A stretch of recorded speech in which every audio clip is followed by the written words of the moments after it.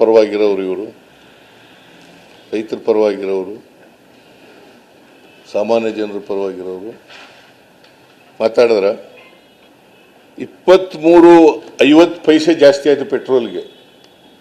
23 ರೂಪಾಯಿ 50 ಪೈಸೆ ಜಾಸ್ತಿ ಆಯಿತು. ಆಗ ಮಾತಾಡಲಿಲ್ಲ. 27 ರೂಪಾಯಿ ಡೀಸೆಲ್ಗೆ ಜಾಸ್ತಿ ಆದಾಗ ಮಾತಾಡಲಿಲ್ಲ.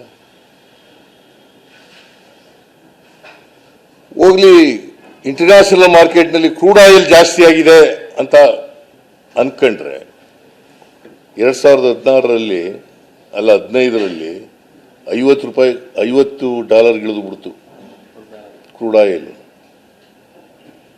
16ರಲ್ಲಿ ಅದಕ್ಕಿಂತ ಕಡಿಮೆ ಇಳಿಯಿತು. ಈಗ ಎಷ್ಟಿದೆ?